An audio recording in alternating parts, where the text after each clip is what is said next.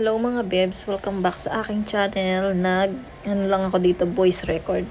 Ayun, nakita nyo naman yung aking halaman na nakatomba na sa harapan ng aming banyo.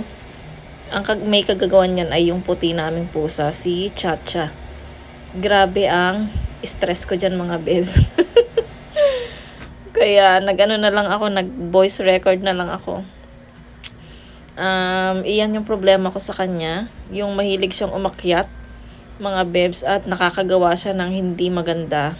Lalo na sa mga halaman ko sa bahay. So, ayun, medyo na-stress ako mga bebs dahil mahal na mahal ko yung mga halaman ko na yan. So, buti na lang na na-save ko siya mga bebs at tinulungan naman ako ni Yechan maglinis dyan mga bebs.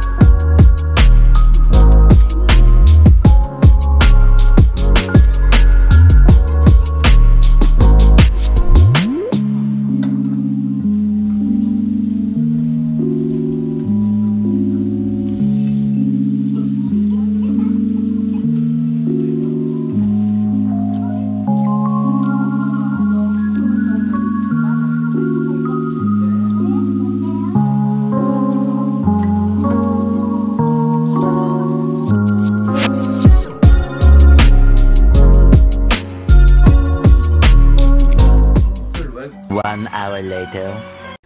Ay, grabe mga bebs. Nakita nyo naman. So, 2 beses niya nang ginawa yan.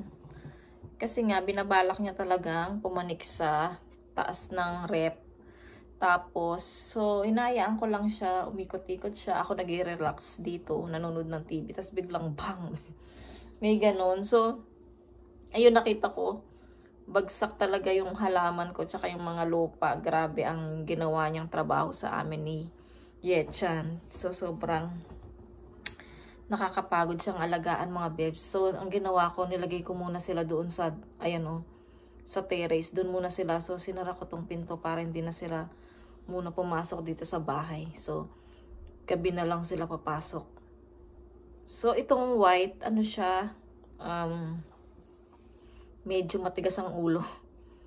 Pero, although hindi naman sila nangangalmot, hindi sila nangangagat, lang talaga sila, yung parang hindi sila mapakali sa kanilang, itong white na to, hindi mapakali sa lugar niya. Kung saan-saan siya na pumupunta, umiikot, pumapanik, lumulundag, ayun. Yung white talaga yung problema ko mga bebs. Grabe siya. Pero ayun at, so nalinis na namin ni Yechan, pinagtulungan namin mga bebs kasi nga, teka lang tumatawag si Mister. Hello mga bebs. Ayan, nakarelax na ako. Dahil sa nangyari kanina. So, ito, nakatulog ako. Alam niyo ba, nakaiglip ako ng konti lang. Siguro, 10 minutes. Ang bilis-bilis habang nanonood ako ng Showtime. Showtime live. So, ayun, nakaiglip ako mga bebs. Tapos ngayon, nag-order ako ng panibagong coffee na nirekomenda din ng ate ko. Kasi yung kinokopy ni ate ko dati, yun nga yung macchiato, yung nasa nasa lalagyan. Tas ito naman ngayon, sabi niya, kasi nanggaling kami doon, diba, yung previous vlog ko na nakipag-birthday kami. So, ayun, hindi na iyon yung iniinom niya. Ang iniinom niya ngayon, yung ito nga. So, nakakaliit daw talaga siya ng, ng tiyan. So, kasi itong iniinom ko, pang ano lang naman sa akin,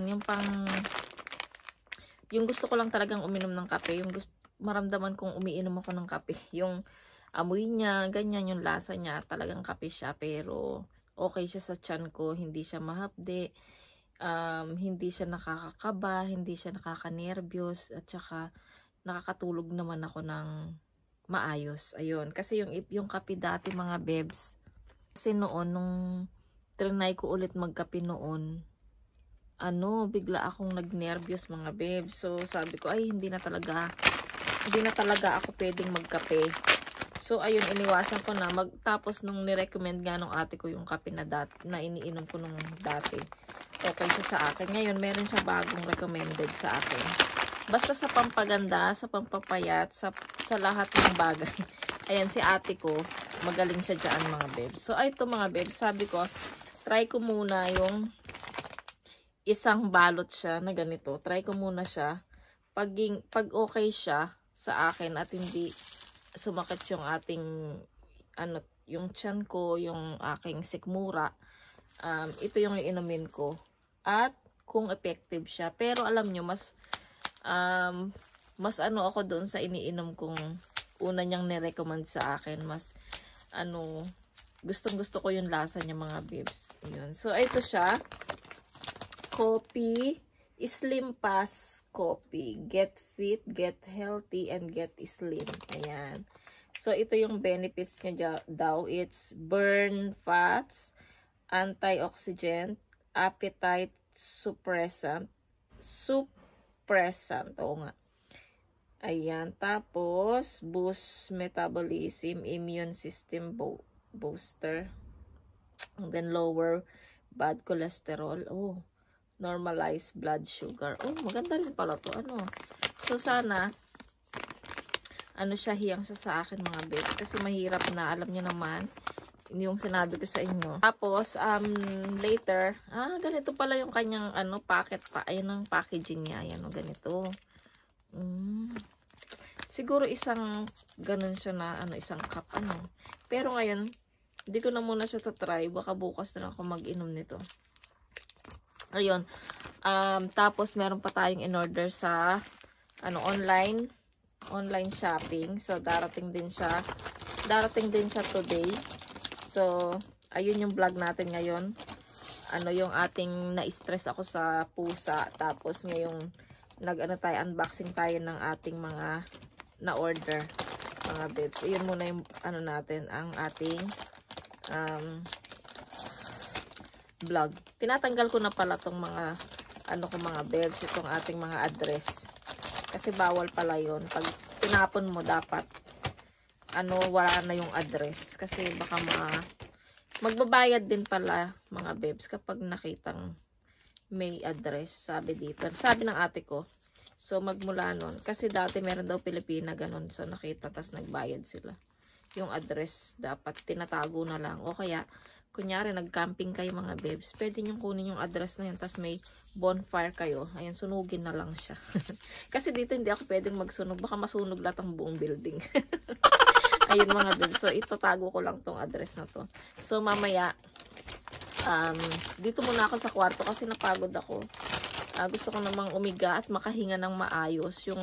Hindi yung feeling ko na paghihinga ako nakita ko yung mga balahibo ng mga pusa. So, dito muna ako sa kwarto. At least, nakakapag-vlog ako ng maayos. Nakakapagsalita ako ng maayos. Yung hindi ko pinipigilan yung salita ko. Kasi, pag nandun ako sa sala mga bebs, feeling ko nagliliparan yung mga, ang tawag nito, mga balahibo ng pusa. Kaya dito tayo.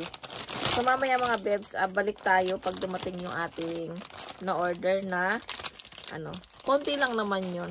Ayan. So, see you. 2,000 years later. Hello mga bebs, good evening. Ay, ang lamig. Alam nyo ba? Medyo ba't kaya lumalamig ngayon? Pa-summer. Summer na siya pero ang lamig-lamig. Merong times na mainit, merong times na malamig.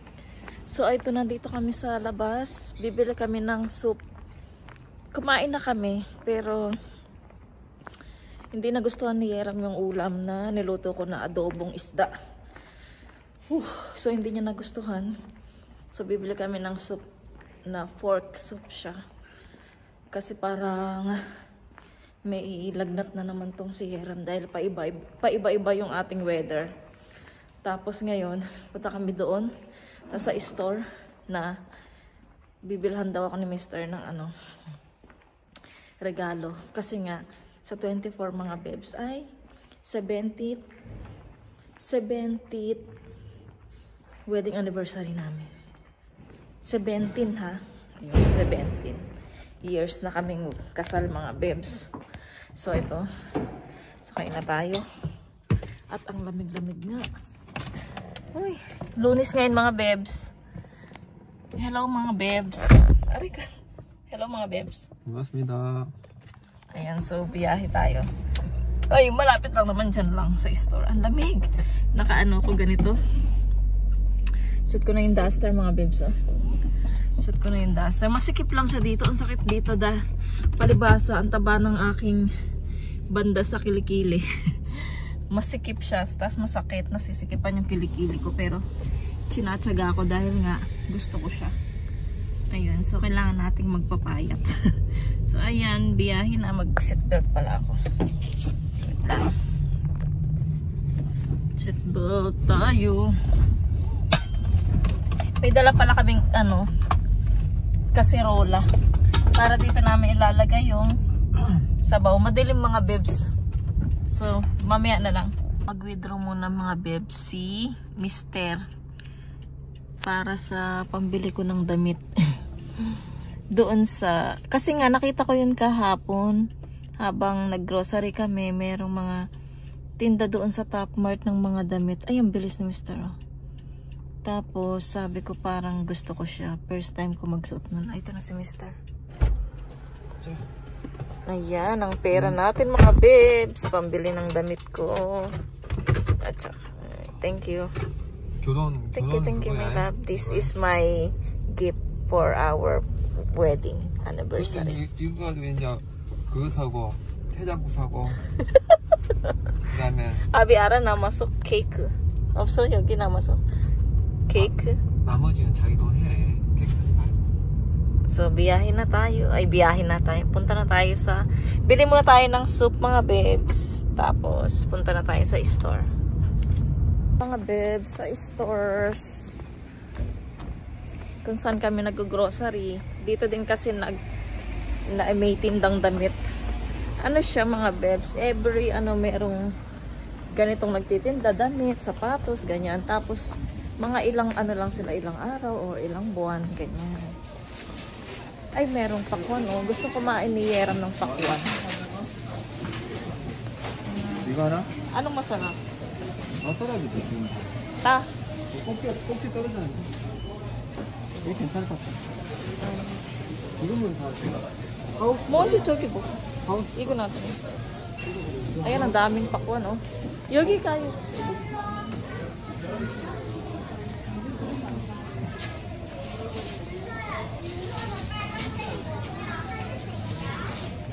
보고 이뻐. 됐지. 이제 막처럼. 아 이거냐? 너무 커 아니야? 입어보면 되지 뭐.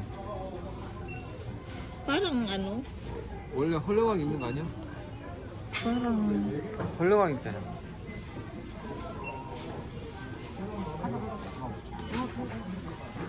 여기 7만 원. ano sakit dito. 자, 뭐 살게요?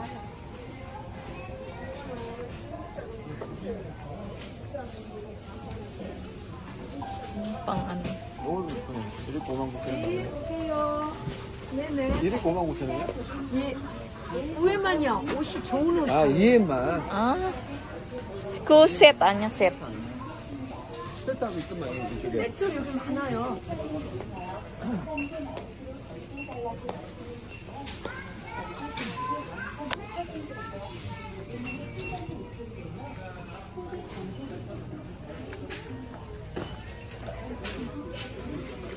이런 거.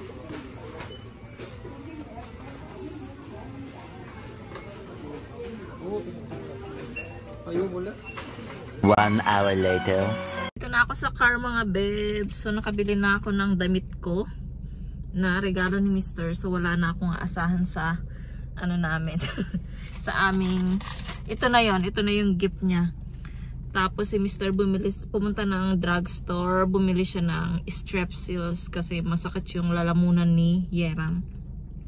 Tapos ayan, bumili din kami ng pakwan. Ayan. So 16,800 won siya.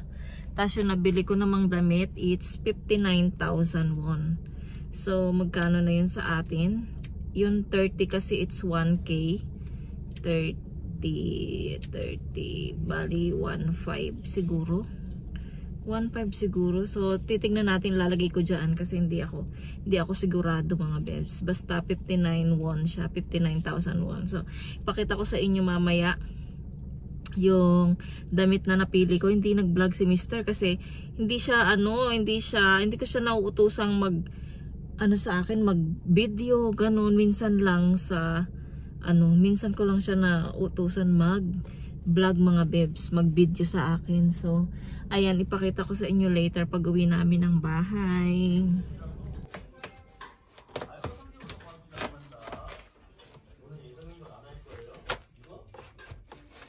Red kaya yan?